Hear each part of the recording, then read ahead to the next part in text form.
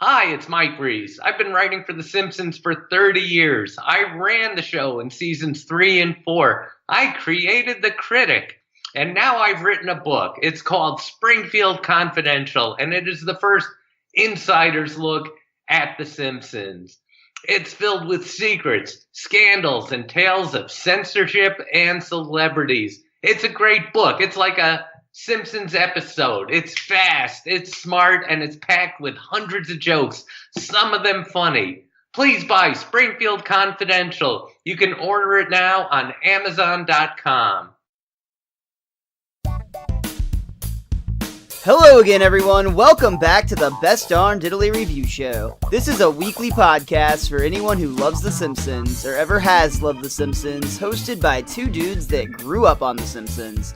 My name is Miles, better known as MrMostDaysOff, and today we are flying high. And I say we because I won't be going at it alone. Joining me, as always, your co-host with the most, Richie theWizKid. How you doing today, Rich?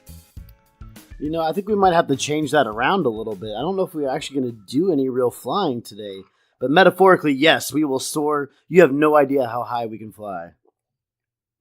To use a Michael Scott quote. What's his name? Scott? Michael Scarn. Isn't his sidekick Dwight? Oh, good times. But yes, we will be soaring across the land, across the sea, across the Simpsons University. But anyways, we'll get to that. I'll throw it back to you. The man, the myth, the guy incognito. It is Miles. But sir, I have never been here before. Get out! I love that joke so much. It's so dumb, but it's so great. And it's another one that I completely forgot was part of this episode, for what it's worth. Wasn't this a really good episode? Like, this was really funny. This, to me, is one of those episodes where the entire first half of the show I just kind of forgot was part of the second half of the show, if that makes sense. And I do have to say, I think this one was a lot funnier in the front half than the back half, though all in all, I do think it's a really solid episode. Maybe not quite up to snuff with some of the classics we've been running on the last few weeks, but all in all, still very much a strong Simpsons episode, especially with Marge as one of the front and center characters of this show. Well, and to play off what you're saying, we can get into the tropes about like how the first half of the episode's majorly about Homer, so that kind of makes sense to go along with what you're saying. But I'm with you where I didn't realize how many jokes and what particular jokes were tied into Fear of Flying, and I was very happy the whole way through the episode. I very much enjoyed this one. Well, I think we're going to have quite a bit to break down. I've got a lot from the director's commentaries to chat about, so let's go ahead and dive right in. We are talking about Fear of Flying, which originally aired on December 18th, 1994, getting ever so close to the end of 1994, at least in the Simpsons universe. Right off the bat, the title, Fear of Flying, is actually a reference to the book Fear of Flying, which was written by Erica Jong, who had a fear of flying? She was actually known for her controversial views back in, I believe it was the 1960s and 70s, and specifically it was her views on female sexuality and feminism that really seemed to cause quite the uproar at the time. In fact, the book Fear of Flying is about a woman who essentially, while out of the country, attempts to have an affair, which was seen as very forward and not really in alignment with the idea of what the female role was at the time. As we well know, women has since blown the roof off of that, but that's why it was controversial. So you'd say she'd fit right in with today's standards on everything? No, I'd say she's better than today's standards on everything, because she actually had a cause. I don't know how she'd fit in, but I know that at the time, it was definitely, it ruffled some feathers, we'll say. But moving right along, we'll get into the chalk gag, which was, Ralph won't morph if you squeeze him hard enough. I'm thinking that 94, this has got to be around the time that the Animorphs are coming out, right? And if nothing else, the Mighty Morphin Power Rangers. But my point being is a lot of things in pop culture seem to morph in the 90s. Obviously, Transformers has already been around for a decade at this point. You can see where the inspiration for this bit comes. I was thinking more of the lines of like Silly Putty or Gak, where like you squeeze it and it kind of morphs in your hand a little bit and like the head kind of gets really big. Ralph is like the Silly Putty of the Simpsons world. I could see why people might confuse Ralph with Silly Putty. That makes sense. What do you mean confuse? I also want to point out that this couch gag is rare. Not because of how often we see it, but because of who's running the show. We get the full extended chorus line, and this is a Dave Merkin episode. Dave Merkin himself even points out on the director's commentary that he believes this is the only time he ever used the full extended sequence, because this is actually not only the extended chorus line, but also the full-length version of the credits. So as long as the credits can be, they are in this episode.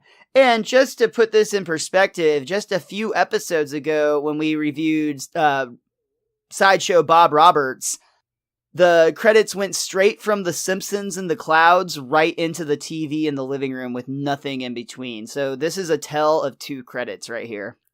Yeah, I actually, because especially with our conversation with Mike Reese about length of episodes, I had the exact same thought where I was like, wow, this is a Merkin app and we're going full blown. I need help finishing an episode length right here. I thought it was very odd, but you know, it just goes to show you that it's good and everyone can use it.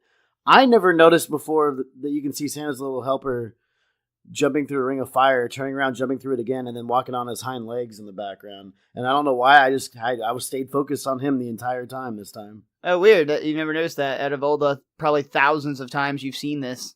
Yeah, well, they start bleeding together where you just stop paying attention. Yeah, no, I get it, but it's just fun to think about the idea that even somebody who's seen the show as much as yourself can still find new things to enjoy. Exactly. That's nice. That's quite appropriate. Homer has 3 children? You're so observant. So this episode actually opens up at Moe's Tavern, where we see all Happiest of the regulars, where everyone knows your name. Or wait, that might be later. For now, it's all of the regulars hanging around the bar, and everybody seems to be kind of in a jokey, maybe a little prankstery mood, because right off the bat, we hear Lenny asking Moe if he's got change for a 5, but when Moe goes to the cash register, a frickin' cobra pops out of it. It's like an actual, real snake, not just like a fake snake, but an actual poisonous, venomous snake. It's like the peanut can bit, but if the snake were real. And a cobra. One of the, the most deadly ones. Even though he gets bit on the hand, Moe just thinks this numerous is times. Hilarious. Snake in the cash register. Great prank, fellas. Great prank. Oh, I'm going to be sick tonight. And right after this, Barney offers to Moe if he wants to smell the flower he has pinned to his lapel. And of course, Moe is like, boy, do I. And as soon as he walks over and starts to smell the flower, what's great about this bit is I think everybody's expecting Moe to get like a spritz in the face with some water.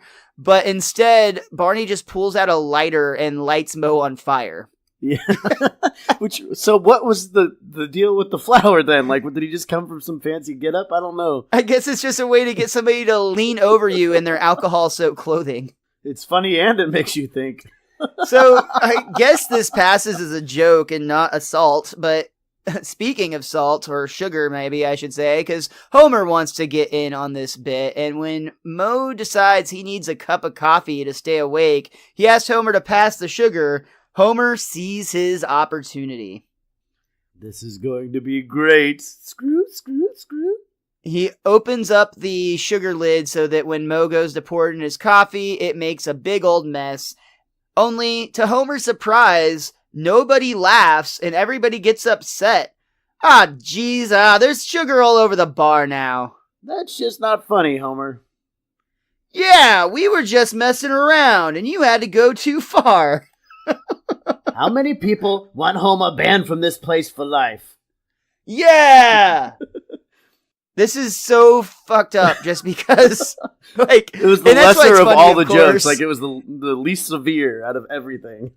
It was like the most adolescent, innocent thing that, I mean, I think I taught my 4-year-old nephew to do this last time we had dinner over with them at their house, which I'm sure his mom is not happy about. But you know what? It's still a classic and it's still funny. Okay, Homer. But maybe that's why I'm not welcome there anymore. Well, I just feel bad for Homer because he's so upset because that bar is like a tavern to him. and he got his picture taken off of, or rather his caricature taken down from Mount Lushmore. Oh. On top of that, he had his favorite song removed from the jukebox. It's raining, man! Not anymore, it ain't. I love here, Mo actually takes the record out of the jukebox and hucks it out the window where Mr. Smithers, Waylon Smithers, just so happens to be driving by. The disc just so happens to fly right into his open car window, hits him in the face, and when he reads it, he gets a look of delight on his face. Ow. Ooh. And then we see Homer actually being tossed out on the curb, but it's alright. He yells out and declares, "Ha! Joke's on them. I'm still alive." Aw. This is... What was he expecting to happen? I think we should have a Mount Lushmore. I think I'd be more in line for Mount Cushmore. I would just like our caricatures done like that, because I believe it is just like the New Yorker, according to my companion guide, The Simpsons, A Complete Guide to Our Favorite Family. Yeah, that'd be cool, and plus it'd be really neat to see what we would look like rich. Well, I already know what I look like with a monocle and a mustache and a top hat, but yeah, we could do that. We see Homer is back at the Simpsons home, and Bart is trying very earnestly to cheer up his father. In fact, he just says, "Cheer up, Homer." Can't. Okay. And he just kind of walks away like he doesn't really care. I tried. Actually, yeah, that's all he gets. Marge has a good suggestion. I mean, Homer could just pretend that the couch at home is a bar, and that way he'd get to spend more nights at home with the family. I'm not going to dignify that with an answer. And finally, Lisa gets involved with trying to help out her old man by pointing out that, did you know the Chinese use the same word for crisis as they do opportunity? Yes, Christitunity. Hey, that's actually a pretty good word. That reminds me of Barney Stinson's resume. Ooh, yeah. The impossible, the Pumpossible, or whatever it was. The Plimpossible? I don't remember. Yeah. Yeah, it was something like that. But you just combine the ballpark. 2 words and it works, yeah. Homer's decided that he's going to take that inspiration from his daughter, because you know what? She's right. He has been wasting his life in that dump for years, and he's going to find a new bar to drink in, and he's going to get drunker than he ever has in his entire life, as soon as he finds his wallet. Bart, where's my wallet? We see Bart actually pulls it out of his own pocket. Right here, Dad! Thank you! Probably empty. Yeah, more than likely. Especially according to the first location that he goes to, because basically Homer's in search for a new place to hang his hat and drink away his sorrows. But the first place he goes does seem awfully classy. In fact, when he walks in, there's a maitre d'. Ooh, classy. Good evening, sir. Would you please leave without a fuss right now? Okay. This is kind of sad, but you get it at the same time, because Homer is still wearing like his same work clothes, home clothes, his Homer get up essentially, and everyone there is wearing like tuxes and suits. It's a place that, quite frankly, I wouldn't want to go to, because I just don't like those types of places. And the drinks are probably like $50 a pop. Oh my god, you know you're overpaying. And they probably don't even have Duff. It's probably like Duff Ultra with Ultra like Light, raspberry or something. Yeah, ridiculous. So it's off to the next bar, and Richie, I just don't know why, but this place just seems really familiar. Like, I mean, I feel like if I were to walk into this bar myself, everybody would know my name. Miles! Kelsey Grammer! Oh. So this is a parody of Cheers here, where Homer walks in and it's the entire cast is drawn in the Simpsons style, and they're all actually voicing themselves, which is pretty cool. Yeah, it is. We get a little bit where Carla's talking to Sam behind the bar. Sammy, you're too old to go on a date with two twins on the same night you're supposed to marry Diane without Rebecca knowing. Okay, Carla, I'll make you a bet. If this affects my major league comeback, I'll sell my bar. And we get a little bit of interaction between Norm and Woody, arguing about beer, and Woody can't because his chiropractor says he can't carry Woody home or Norm home anymore. This is all great. It's very Cheers-esque. It's even cooler because all of the cast of Cheers is actually voicing themselves here. So we even have Ted Danson and Woody Harrelson, though there is one notable absence, and it's even more notable because it's an actor who has been on the show several times before and will be again several times in the future. It just so happened that for scheduling reasons, they just could not make it happen, where one Kelsey Grammer was not able to make it to voice his character of Frasier on the show. So as a weird little absence, especially since Kelsey Grammer and The Simpsons have such a good relationship. And again, there was nothing weird going on according to the director's commentary. It just came down to everybody's a busy person, and he was just not able to make the time to get in to do that recording for this bit. And he's in like almost the entire scene too. You see him for most of it in the background, or well, not in the background, in the foreground and the background in this whole scene.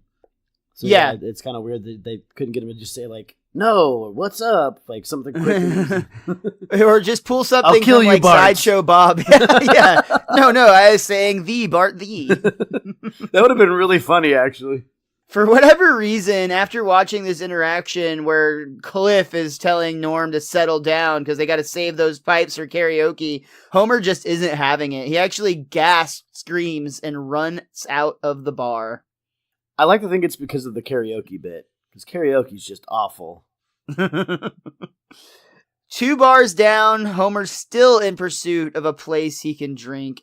And the next bar we see him at has a sign outside that features 2 female zodiacal symbols that are kind of interlocked. When we see Homer sitting at the bar, he looks like he's uncomfortable about something, and around him we see nothing but lesbian couples all around. It's really great here, because the idea is we're supposed to think that Homer doesn't realize he's in a gay bar, and specifically a lesbian bar, but that's not at all what's happening. We see Homer's moment of realization in real time, and it's absolutely fantastic. Wait a minute. There's something bothering me about this place. I know! This lesbian bar doesn't have a fire exit! Enjoy your death trap, ladies. What's her problem? This is great. We're a lot more observant than we realize. I love the idea that the whole setup, it's supposed to make you think he's ignorant of the idea or the fact that he's in a gay bar. It's just so perfect. It's such a good Homer moment. And I also really love the idea, too, that like he's fully familiar with it and it's fine. He's just not comfortable with this fire exit situation. We then see Homer in a pathetic attempt to regain entry at Moe's Tavern. Homer, who is very clearly in disguise, he's got a top hat, a monocle, and a mustache. He walks into Moe's Taverns and he says, "Greetings, good men. Might I trouble you for a drink?" Get out of here, Homer. Homer? Who is Homer? My name is Guy Incognito. Then we see Homer, again in disguise, get his ass kicked and tossed out onto the streets, which that's pretty cruel. I mean, Homer was their friend just a few days ago, or maybe even earlier this evening, depending on how quickly Homer's been hunting for these bars. And they're already at the point where they're going to rough him up before tossing him out on the street. Yeah, exactly. Poor Mr. Incognito.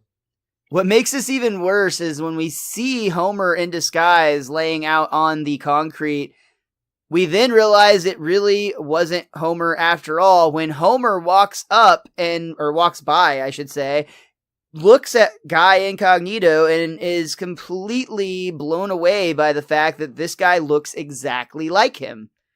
Ooh, and that dog has a fluffy tail, and we see Homer running down the street chasing this dog. Oh my god, That dog has a puffy tail. Here, Puff. Here, Puff. So Homer's only amazed by his doppelganger for a moment before finding something else to be more amazed by. Good stuff. Homer is still on the hunt for a place to just have an ice cold duff. And we see him go to a bar at the airport that I love. It's called the Little Black Box. That's just fantastic airport humor. So Homer realizes that this is the last bar in Springfield. If they don't let me in here, I'm going to have to quit drinking. Yay! We hear from inside of Homer, his own liver is exuberantly celebrating the idea that he might quit being hammered each and every night by beer. Homer actually punches himself in the gut. Shut up, liver! Ow, my liver hurts. And then makes it worse by immediately asking for a beer when he walks in the door. He walks right into this pilot bar, asks for a beer, but the bartender is suspect. I mean, Homer doesn't look like a pilot. Sorry, you gotta be a pilot to drink in here. But I am a pilot. Where's your uniform? I stowed it safely in the overhead compartment. Well, you talk the talk. Here's a loner. So Homer puts on his pilot's uniform, and just then a man bursts in the door completely breathless and very excited. We need a pilot! Pronto! Who wants to fly to the Windy City? Oh, I'll go. Me! I'm your man. Only when the man warns them, the conditions are a little windy. Well, I don't know. Never mind. So the man walks up to Homer and declares, You! But I... Hey, you're not just impersonating a pilot so you can drink here, are you? Yeah, that's exactly why I'm here. You flyboys, you crack me up. So we see Homer actually being pushed into the cockpit against his will. But I keep telling you I'm not a pilot. And I keep telling you, you flyboys crack me up. And the dude's like pissed at that point. But it's actually some pretty sharp thinking here by Homer, because he walks in and meets his co-pilot and basically is like, all right, so change of pace. You're going to do most of the work today. I really think you're ready for it, Alan. So Homer decides he'll try to get him started, and you can see him basically eeny, meeny, miny, mowing in his head, which switch to flip, and Alan has to warn him, we're gonna need that one to live. Yeah, as soon as he flips a switch, Alan flips it back off. Works at the power plant, does not work on an aircraft. And moments later, we see Homer, who basically is just trying to wing it. He flips another switch, and all of the landing gears retract at the same time, and the airplane just crashes into the concrete below. The best outcome that could have happened, honestly. Actually, yeah, and all things considered, it's way better that Homer didn't actually get this plane off the ground. That could have been disastrous. That could have absolutely enhanced Marge's fears moving forward in this episode. Very true. Flashing forward to the office, where we see an airline official is basically negotiating with Homer not to make a big deal out of this. After all, if this gets out, Crazy Clown Airlines will be a laughingstock. So, in exchange for your silence, I'm prepared to offer your family free tickets to anywhere in the United States. Excluding Alaska and Hawaii, the freak states. Woohoo! So we see Homer back at the Simpsons home, sharing the good news with his family. I almost did a Professor Farnsworth there. Good news, Good everybody. news, everybody. Good news, everybody. Because I endangered lives, we can fly anywhere we want. Alaska? Hawaii! I love that so much. Marge, however, isn't quite as excited as the kids are. I don't know, Homer. We're right in the middle of the busy housekeeping season. But Marge, you deserve a vacation.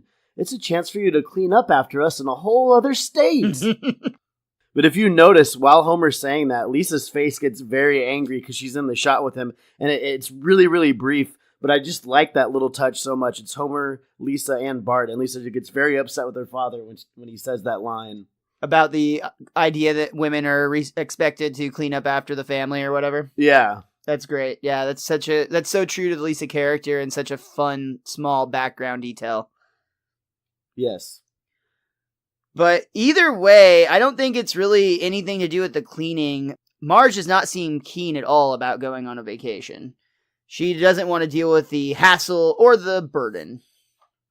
Come on, Marge. I want to shake off the dust of this one-horse town. I want to explore the world. I want to watch TV in a different time zone. I want to visit strange, exotic malls. I'm sick of eating hoagies. I want a grinder, a sub, a foot-long hero. I want to live, Marge. Won't you let me live? Won't you, please? And of course, like she always does, Marge caves into Homer's basically temper tantrum. Soliloquy, we'll say. Sure, that's being very generous. So we actually see Homer and Marge sitting on the airplane together, side by side. Homer is just chomping on some peanuts and saying, "Pretty sweet, eh?" But Marge, you can still see, is clearly uncomfortable. Oh, I forgot to clean the lint basket in the dryer. If somebody broke into the house and did laundry, it could start a fire.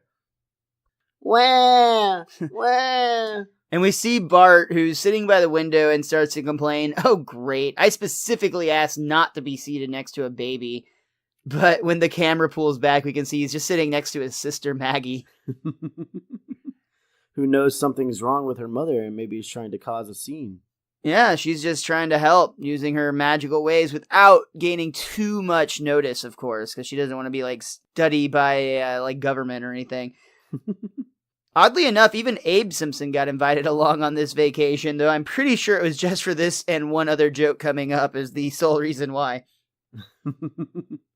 "Wow, we must be really flying high. Those people down there look all tiny and blurry, just like the inside of a cataract."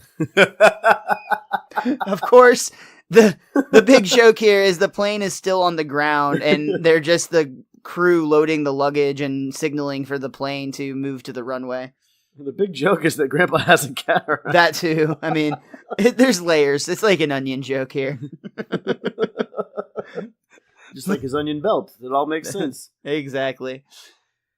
So the stewardess over the PA system announces, "Due to our policy of overselling flights, this flight has been oversold. In accordance with FAA rules, the first 2 people to the front will be upgraded to first class." I love this so much. First of all, though, I don't think they ever upgrade anybody for free to first class, really. I think it's just, we oversold your flight. Some of you are getting off the plane now, which is such bullshit. But that is how it totally works. That's why you have to be at the airport 16 hours before your damn flight nowadays. And so you can take your shoes off. Yeah. But Bart and Lisa hear this announcement, and immediately you see them using their size advantage. In this case, Lisa's able to run underneath everybody's legs, which to me, I'm like, oh my god, how does she not get trampled? Bart's strategy seems a little bit wiser. He takes the high road in this case, and he's actually running on the tops of everybody's head and shoulders. Either way, both strategies work. Bart and Lisa are taken to the very front of the plane and offered to be pampered in first class. Not literally.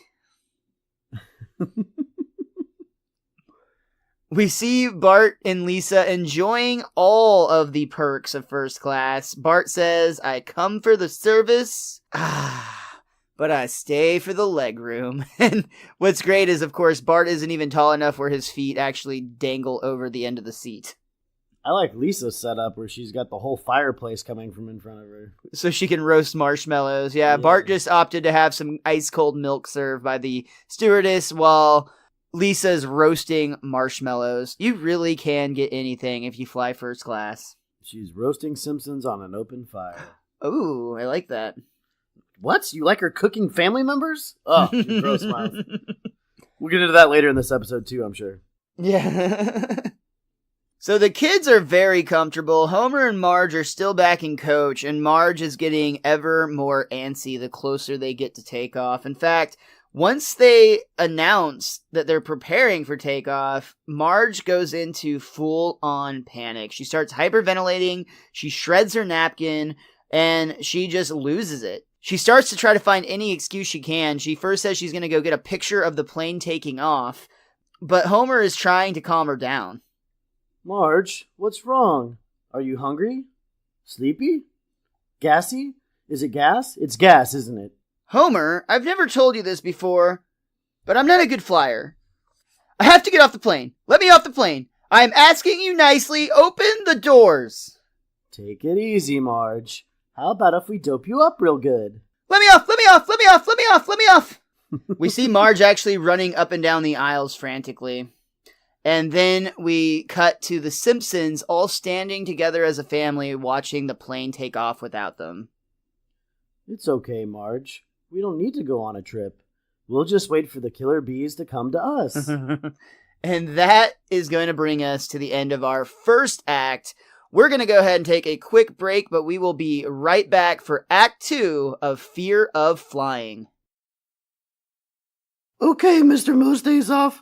Now we're ready for the TeePublic ad.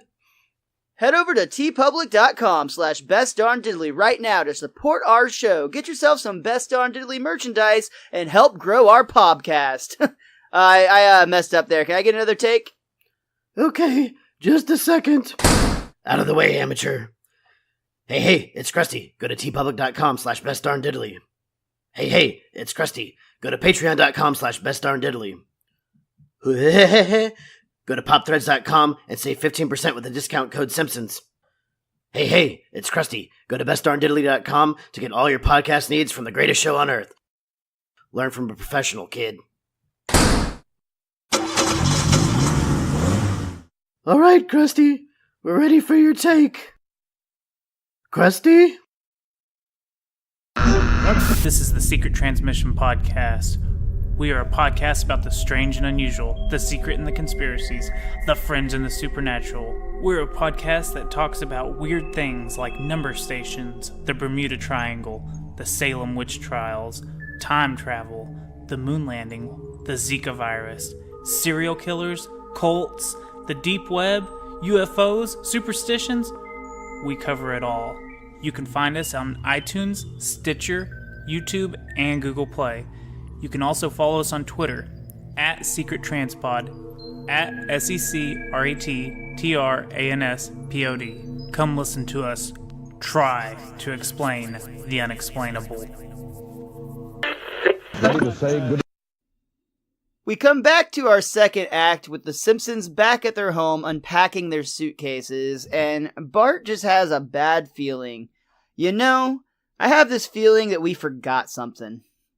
We cut to Grandpa Simpson, who's still on the airplane, and we get this great homage to the movie Home Alone, where Grandpa actually slaps his palms against his cheeks, and we get this great scream, just like the one we got from Kevin McAllister in Home Alone. Was there anything in the commentary about why they chose that for this moment, or they just... It's just a popular movie at this time. Yeah. That's really all there is to this one. That's why I was trying to think. 1994, was that Home Alone 2 at that time? I'm not even sure anymore at this point. I think that 91 was Home Alone 1 and 93 was Home Alone 2, if I'm not mistaken, but I could be off on that. Oh! It's a great scream, especially, just the Abe Simpson touch. It's like the reverse, too, because it's the kid worried about the grandpa, but yeah. Either way, Homer is just like, I'm sure it's nothing. Lisa is still just concerned about her mom, though, and she has a right to be. Marge is clearly still upset about all of this. Homer, though, has an announcement. He says, "Permit me to solve the mystery.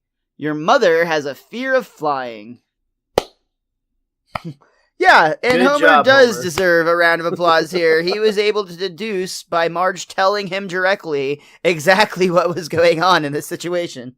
I mean, he also figured out the lesbian bar didn't have a fire escape. I'm just saying he is on point in this On episode. his game in this episode, for sure, for sure. I just love Bart's reaction, though. He's very disappointed because so much for the days when I could say at least my mother's normal. Well, everybody's got a fear of something. Homer tries to get brave and bold here. Not everybody. Sock puppets! Ah! Where? Ah! Where? Ah!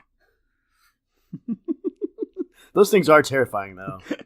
They're not comforting by any stretch of the imagination. I remember one time when I was a kid and some sock puppets like doing a little show at the mall scared me. They looked so evil, and they made fun of me for being up on my dad's shoulders when I was a little kid, and it like literally made me cry. How can they see me? Their Those eyes are made of buttons. No, they yelled at me for being on my dad's shoulders. What a couple jackasses. Yeah, for real. They're just trying to seed. Get over yourself. My dad should have thrown some starfish like ninja stars at him. That would have been the dad thing to do. I love you, Pepsi. Oh.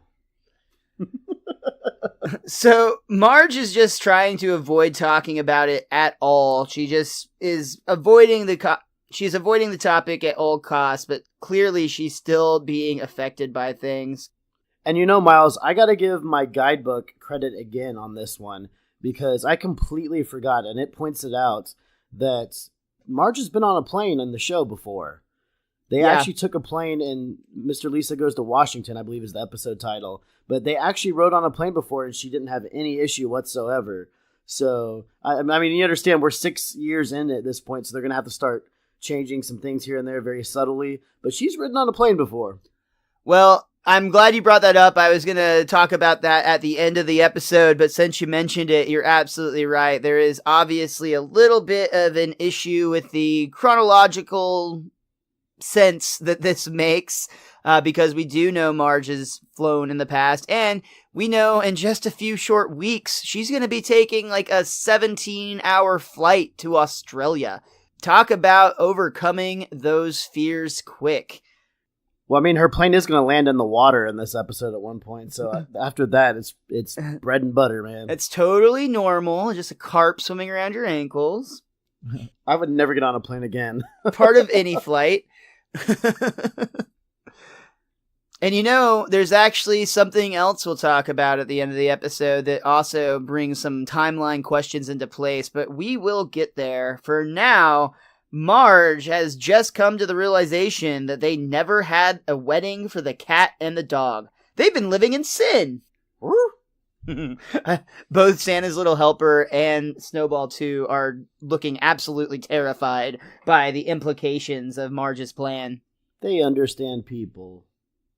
Marge is finding other ways to distract herself, and she's clearly taken up cooking because every bit of counter space, table space, stovetop space, all of it, it's covered with food. Really delicious looking food. Too, yeah. even in cartoon form. Yeah, I would have eaten it all. It looked absolutely delicious, but it also looked a little bit insane because she literally stayed up all night long cooking. Lisa calls her out on this, and Marge is in this way too over-the-top, Prozac-y sort of happy way. Judge, jury, and executioner all rolled into one, you are. Lisa's trying to reason with her father. Dad, I told you Mom would have problems. No, honey, I'm all right. Really, I'm fine. I'm all right. Mother always said, don't complain, be good, behave, be nice, smile, be polite, don't wink.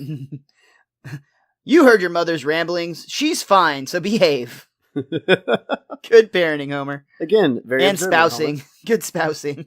Listening to his wife, that's a key to life. Yeah, that's exactly what he's doing. Later that night, while everyone's asleep, Homer is awakened by hammering, and when he rolls over, he sees Marge is missing. When he goes to the window and looks outside, he yells out, Marge, it's 3 a.m. Shouldn't you be baking? In a little while. She's hanging shingles on the roof. I just love that so much. The obvious, she's clearly losing her damn mind, but at least when she was baking, she wasn't waking. Am I right? I think it's just like Homer's got her schedule down. He's like, this doesn't make sense. Shouldn't you be baking? Again, very observant guy, that Homer. I think it just goes to his selfish nature, where as long as her crazy behavior doesn't affect him, it's fine. And, well, the food does affect him, but in a positive way. True. So Lisa's still just trying to get her mom to talk about it, but this time Marge is like, can't talk, keeping myself in a state of cat-like readiness. Neat. So Lisa actually suggests that maybe your mom should go into therapy. No, I don't need therapy. I'm fine. And it's too expensive. And Homer chimes in, and I don't believe in it. It breaks up families, turns wives against husbands, children against fathers, neighbors against me. You don't have to pay some fancy psychiatrist $10 an hour to get top-notch therapy. So we cut to KBBL, where we meet the radio psychic. And as soon as he answers Marge's call, you will die a terrible, terrible death. Oh, I'm sorry. That was our last caller. Okay, I'm getting something now. Okay. You will die a terrible, terrible death. But I... Thank you for calling Radio Psychic. Do you have a song request? It's raining men!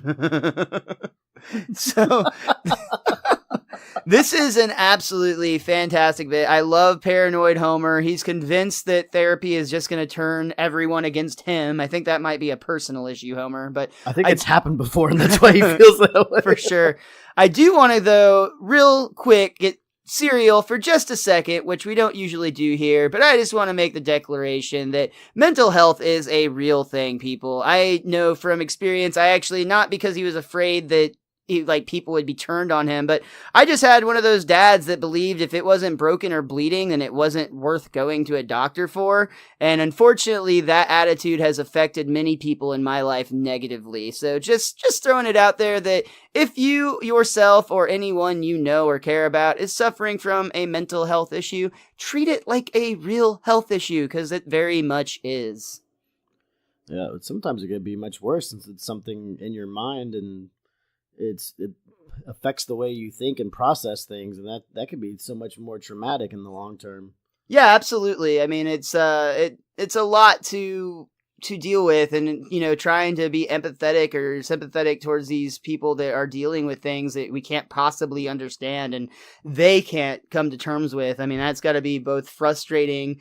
And, I mean, you can understand why there's such a high rate of suicide rate, or why there's such a high suicide rate amongst people that suffer from mental health issues. And that's something that, should be treated with respect and, again, treated as if it needs professional help, because sometimes it does. But when it's in cartoon form and it's happening to somebody else other than you... Oh, it's absolutely hilarious. God, we're terrible people. But no, it's true. I mean, honestly, we got to be able to laugh at shit. And just because shit's bad in the world doesn't mean that we can't find humor in weird shit. But ultimately... We're both screw-ups. Mental health, exactly. Mental health is real. Just know that and take care of it if you're dealing with anything like that. But back to the Simpsons, we see that Radio Psychic is honestly just not going to cut it here.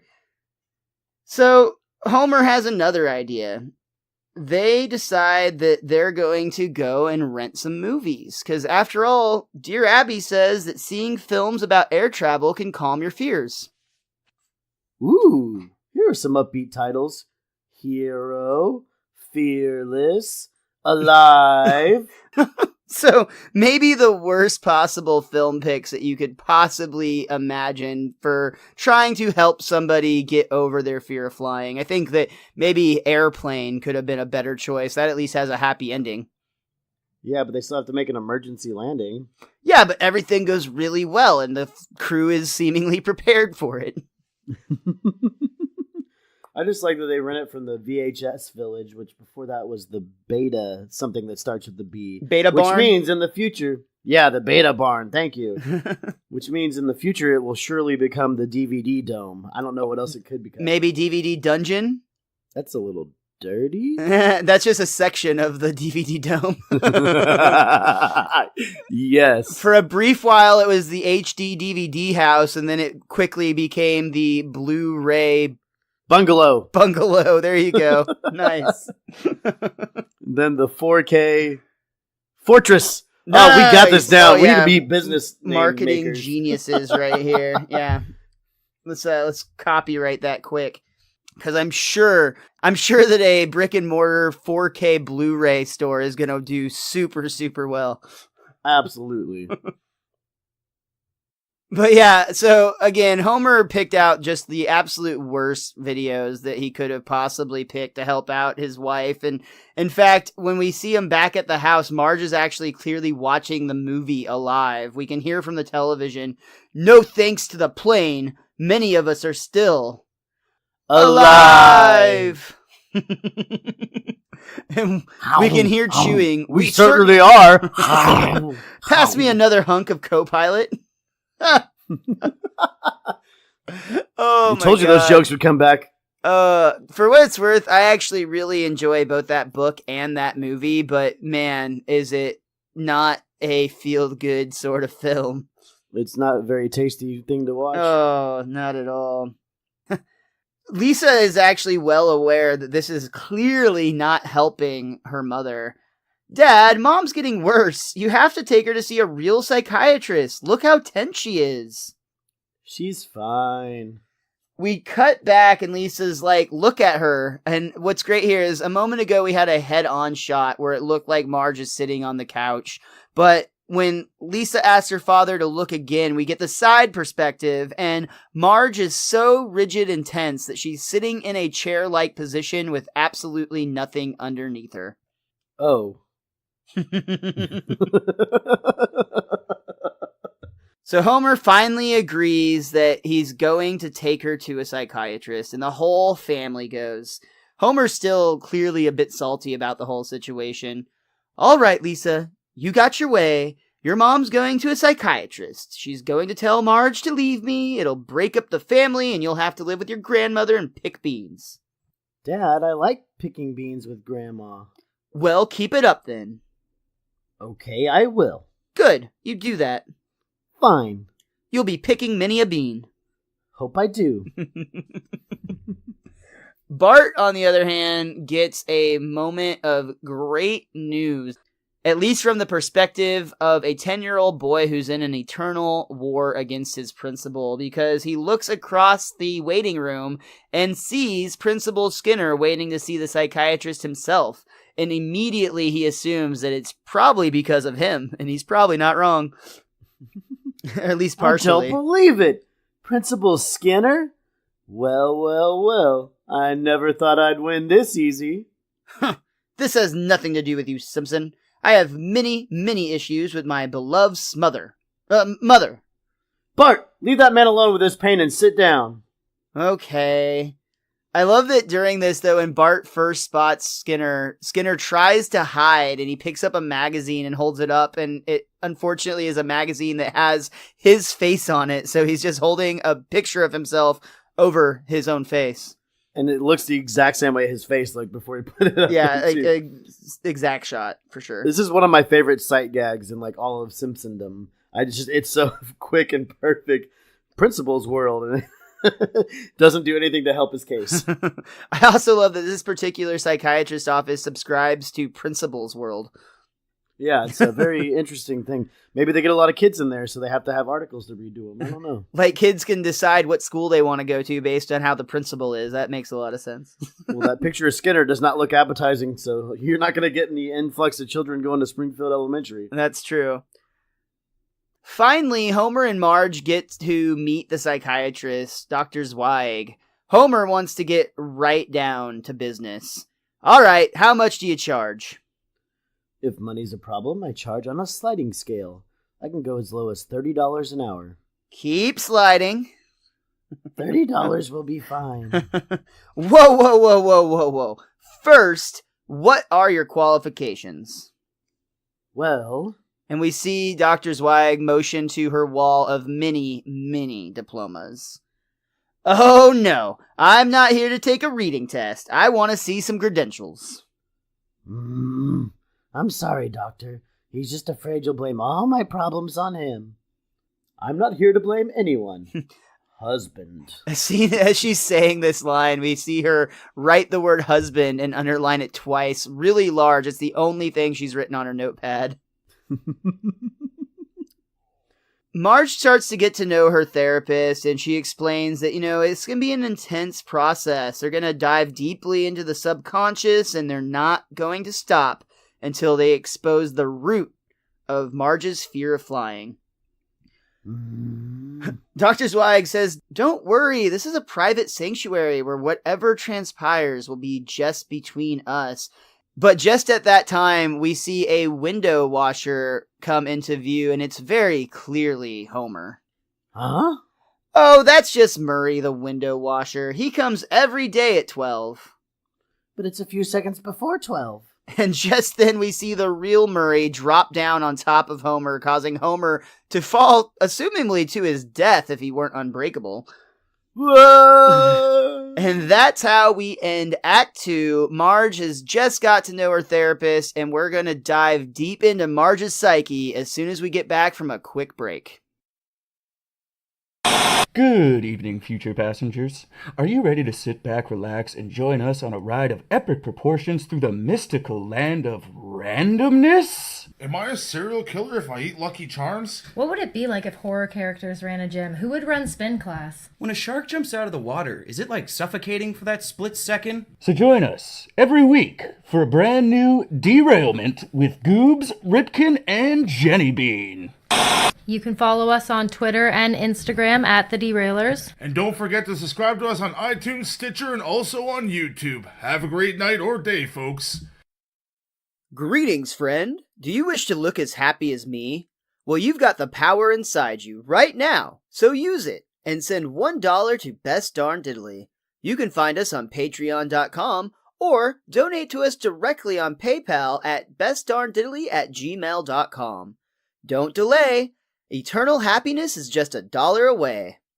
$1 for eternal happiness, and to support one of my favorite podcasts. I'd be happier with $1. We come back to our third act with Marge coming out of her therapy session, and Homer is there to greet her. Ever since you started therapy, all you can do is talk about yourself. Well, what about me, Marge? I just left my first session, and I haven't even opened my mouth yet. You see? I just left my first session, and I haven't opened my mouth yet. Oh my god, Homer. Come on, dude. You're not doing yourself any favors here. If you think the therapist is against you already, you're really going to hate it when Marge tells her this story. And speaking of, at Marge's next session, we see she's trying to open up to her doctor. Dr. Zweig is saying there's no simple explanation for your fear of flying, but it can probably be traced to some childhood trauma. Think back to the earliest memory you have of something bad happening. That would have to be my first day of school. And we see Marge as a little girl, which is absolutely hilarious because it's basically her same head and her same body just shortened down a little bit. Still wearing the same dress, same earrings, all of the same style. Just same hair, even though like her hair was down when she was in high school. Right. It's just like 3/4 length, but I guess she started and ended her look in the same manner. But it's actually Marge and her older twin sisters, Patty and Selma, and they're giving her a little bit of day one advice for her first day at school. They got this thing called a fire drill. They use it to drill a flaming hole in your head. And there's one big toilet, and they make you all go at the same time. Then Marge is still talking. This is kind of narrated as Marge is talking to Dr. Zweig, and she's saying of a bad experience she had on the bus. She was carrying a monkey's lunchbox, and a girl sat next to her and immediately was like, "Ew, you like the monkeys? You know they don't write their own songs." They do so. They don't even play their own instruments. No. That's not even Michael Nesmith's real hat. Ah! Back in the present, Dr. Zweig says, kids can be so cruel. But it's true. They didn't write their own songs or play their own instruments. The monkeys weren't about music, Marge. They were about rebellion, about political and social upheaval. Hey, we're the monkeys. Yeah, real girl social. Knew way too much about the monkeys, though. That's true. I don't know, though. I think it was fairly common at that time. That would be like the One Direction of their day. I know, but without social media where you can access all that information. I think I'm at least like 10 years behind what the current popular boy band is, but One Direction's the last one I remember. The direction of their careers. Oh, sorry. Every time we see the Simpsons back at their home, Homer's just obsessed with the idea that the therapist is out to get him, and he's very paranoid that they've been talking about him. He even always asks, "Did you talk about me in therapy today?" But he immediately starts to lose it a little bit. "Tell me the truth!" Don't tell her I raised my voice. Happy family! Happy family! In Marge's next therapy session, we once again see that Marge really isn't talking about Homer. She's talking about a reoccurring dream she keeps having. In this case, she's the mom from Lost in Space, and essentially it's Homer, Lisa, and Marge, and Homer is once again not doing any of the work, so Marge has more things to clean up after. Lisa is actually warning her of all this, and when Lisa, as a robot, I should have mentioned, starts to go into panic mode, danger, danger, my hooks are flailing wildly, we see a rocket take off, and Marge starts to lose it. Wait, Daddy, please don't leave. Take me with you. Back in the office, we see Dr. Zweig comforting Marge. Marge, are you aware that you just said, "Please don't leave" to your daddy? No, I didn't. Yes, you did. And you also infringed on any number of copyrights. I like the other Lisa robot moment where she says, "Warning, warning, Dr. Smith refuses to do his Astro chores." She's like ratting out Homer. Yeah. Astro chores is just such a funny name to me. And Homer makes the perfect Dr. Smith. Yeah, he does make a good Dr. Smith. But for now, it seems that they may have made a breakthrough, Richie. They've found the source of what's causing Marge's issues, and it seems like it might have something to do with Space Force? I think it's her father, actually. Oh, okay. And Dr. Zweig wants to talk about it. Sure. Okay, I'll talk about Father. Father Christmas. That's what they call Santa Claus in England. They drive on the wrong side of the road there. Now that's crazy. People are always saying how small England is, but you couldn't fit it all in here. Not by a long shot. You know what? I'm cured. Marge, get back here and tell me about your father. Okay. But you're going to make a big deal out of this. He was a pilot. A pilot? This is a big deal. You see? Marge, this may not be the best time to bring this up, but your last check bounced. Wait, I'm remembering something. Yes, Marge, but there's still the matter of... I was a little girl. And we see Marge back as a young child, and this time she's with her father. Her dad tells her, "Goodbye, Margie. Be a good girl now." And he boards an airplane. Why does Daddy have to leave? Her mother says, "Because he's a pilot. He flies all over the world." I want to see Daddy fly. And as Marge runs up the plane steps, her mother is screaming at her to come back, but she refuses. Marge boards the airplane yelling, "Daddy! Daddy! Where are you?" So who wants pre-flight cookie? Fig Newtons? Hydrox? And Marge realizes that her daddy isn't a pilot at all, but he is in fact a steward. Which, by today's standards, isn't really that big of a deal. Don't look at me! Don't look at me! By 1994 standards, apparently this was seen as not an ideal role for a man as far as a job goes. It was looked down upon to some extent. But if Marge was remembering it, that means in the context, it actually wasn't even 1994. It was much earlier than that as well. Yeah, good point. It would have been way before that. And this was basically referencing a time when this would have been seen as not really a manly position, which was apparently a thing that matters.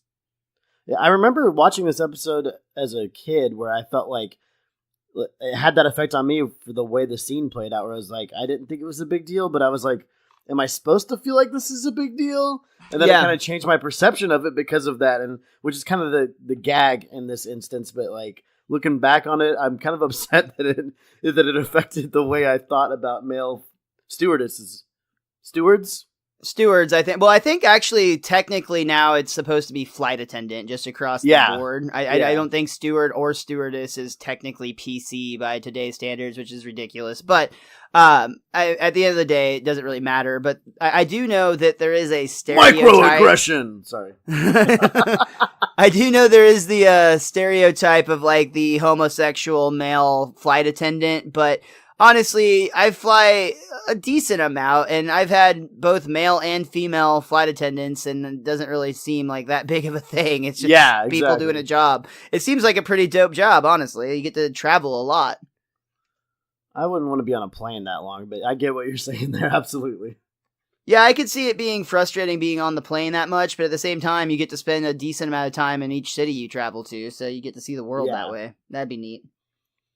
I can show you the world from the inside of a plane. And a hotel room. I mean, there's that. So back in the psychiatrist's office, we see Marge weeping and realizing, my father was a stewardess. Marge, there's nothing to be ashamed of here. Today, male flight attendants, or stewards, are common. They are? Yes, thanks to trailblazers like your father, you might say he was a pioneer. Yeah, you might even say he was an American hero. Let's not go nuts. Marge does jump to that conclusion awfully quickly.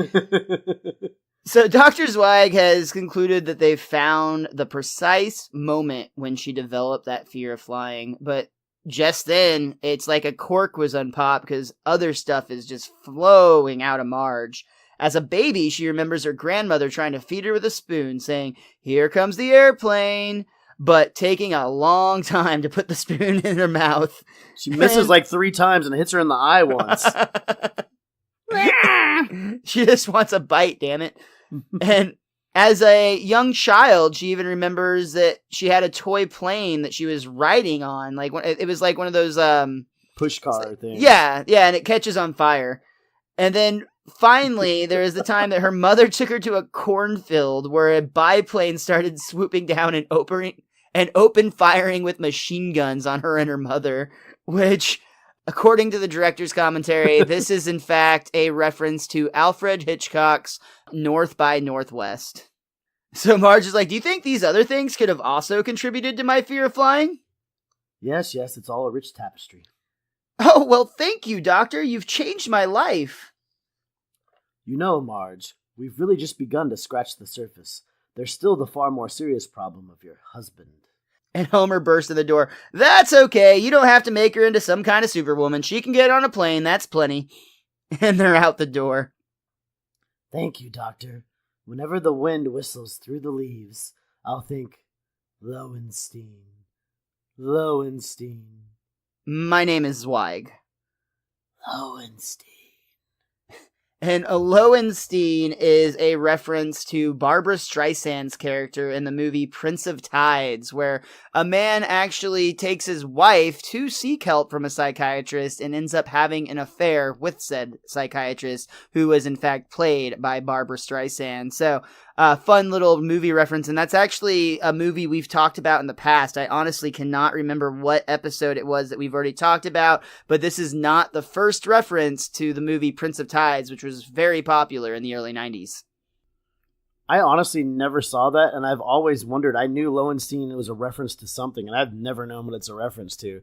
Like, it's one of the most memorable lines in this episode, I feel like, just because of how Marge is adamant that that's it. Yeah. It's like her delivery. Honestly, I'm really surprised that your guidebook didn't have that in it. Maybe no, it doesn't. It honestly does not. Yeah, that's surprising. Those are the types of things we usually are doubled down on, and we, both find that information from different sources. But your book is usually on the movie references. I think I'm gonna pull a Homer and throw this thing in the fireplace at this point. Oh, don't do that now. What? Oh wait, was that was Bart? One of them threw the math book in the fireplace. I don't remember who. Well, Marge is seemingly cured, so the family can finally get on an airplane together. It's time for the Simpsons reset, get everything back to neutral. So as we see Homer and Marge sitting together on the airplane, Homer is talking her through everything. Don't worry about a thing, honey. I'm going to help you through this. And every time they hear any noise or anything at all, Homer is reassuring her. These are all normal noises. That's the luggage compartment closing. That's cross-checking. Just sit back and relax. Then we hear a shot from outside the plane. That's just the engine powering up. That's just the engine struggling. And then we see the plane drive right off the end of a runway without picking up any air at all, and it just drives into a pond. That's just a carp swimming around your ankles. And a classic Marge groan. She overcame her fear just for basically her fears to come true. And that brings us to the end of the episode, Fear of Flying. Richie, is there anything else that you or that book of yours want to add before we get out of here? Well, I mentioned a few things that my companion guidebook said.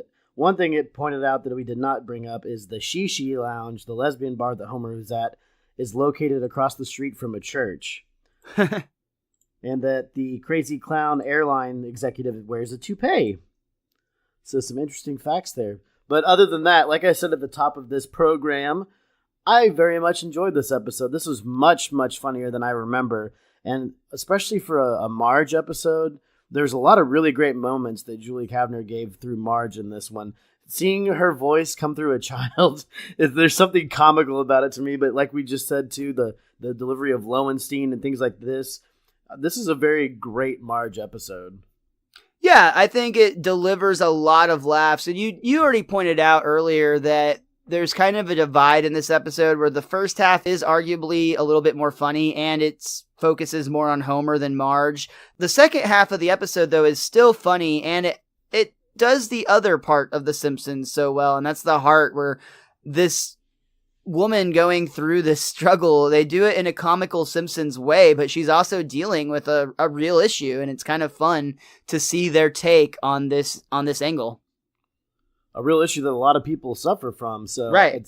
I think there's something cool when you can watch a cartoon episode and be like, oh, hey, I struggle with that. And you know they're going to wrap it up a lot easier, but to have those little connections here and there bring you closer to those shows as well. So, except for Scott Malkinson, fuck that diabetic. So another couple of fun facts from the director's commentary before we get out of here. Actually, one from the director's commentary and one from IMDb. According to the director's commentary, the original drawing or design of Dr. Zweig was actually based on the recurring cast member Tress MacNeille, who she does a lot of the voices on The Simpsons, including Milhouse. However, eventually the role was taken over by guest star Anne Bancroft, and when that happened, they actually changed the animation to match her appearance and performance a little bit more. They changed the face just slightly. They added a little bit of silver streaking into the hair.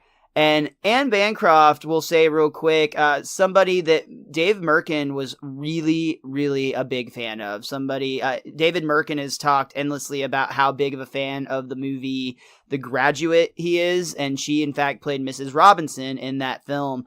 He was thrilled to get to work with her, and something kind of special that happened that I had never actually seen before on any of the Simpsons DVDs thus far. As I was watching the director's commentary for this one, at the very tail end of the episode, David Merkin comes back on and does a small solo recording.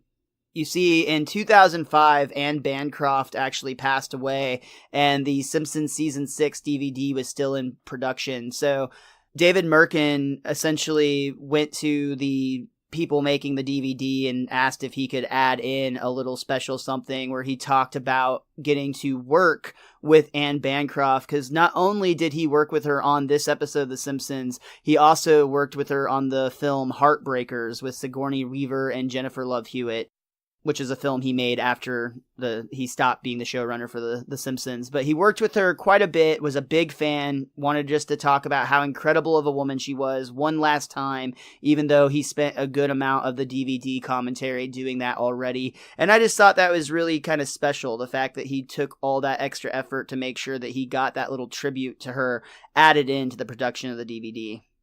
Yeah, for someone who's got that dark mentality and anti a lot of things, it seems like a lot of time with Dave Merkin, I always like hearing how he is with people, because it seems like, especially the people that he grows close with. Like, he really gives it his all, and I really appreciate that as a fan of their work and everything. It's really nice and really sweet to hear that. Yeah, I think that while David Merkin definitely has a dark sense of humor, that doesn't make him by any means a bad person. And he does seem that he genuinely connects with some people on a big way.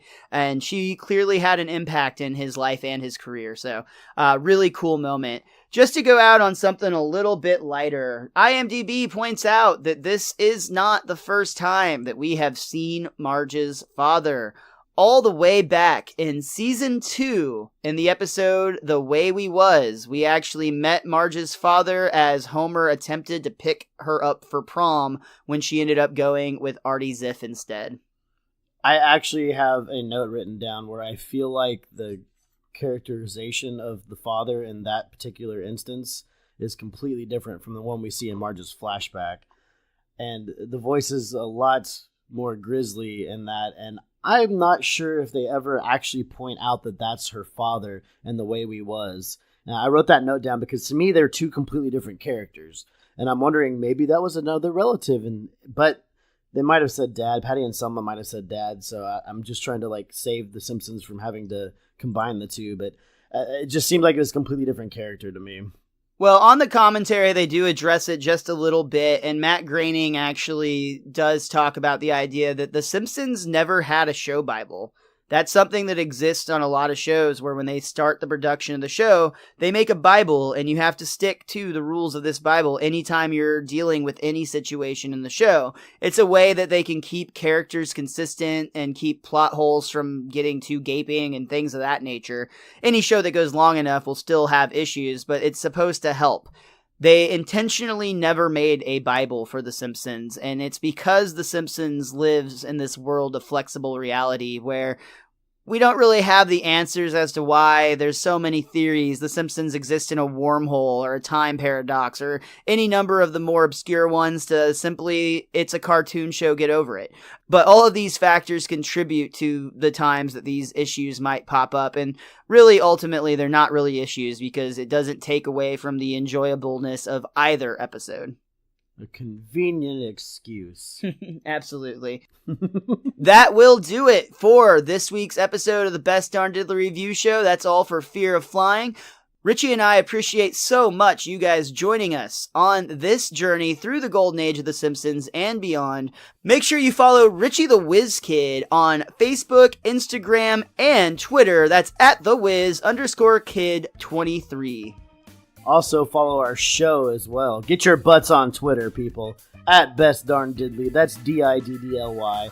If you want to follow Miles on his life journeys, he's at MrMostDaysOff. That works on not Facebook, but Twitter, Instagram, YouTube. Get your butts on YouTube, too. We need some subscribers. And if you love the show, make sure you get at least 5 other friends to start loving the show as well. We need all the support we can, guys. Yeah, definitely. Please spread the word as much as you can. We really appreciate you already doing that for those that have, and everybody else. If you know anybody that has ear holes, put us in them.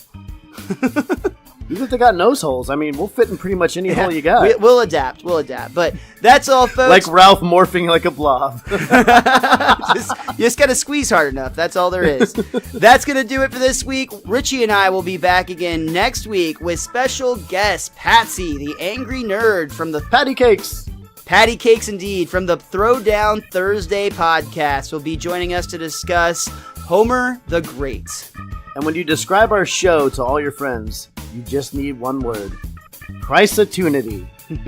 Until next time, be cromulent to each other.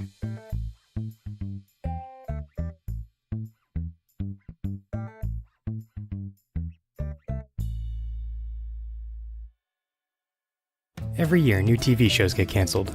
Some make it an entire season, and some don't even make it that far. I'm Ed, host of Unaired, where each week we review a show that was canceled with episodes left unaired, then pitch our ideas for what could have been future episodes of those shows. We've covered shows like Cavemen, the show based on the Geico Cavemen commercials, the ill-fated 2011 Wonder Woman pilot, a show called Look Well, where Adam West plays an aging TV detective who thinks he can solve real crimes, and many more. You can find us on iTunes, Google Play, unairedpodcast.com, or wherever you download podcasts. And remember, some things are better left unaired.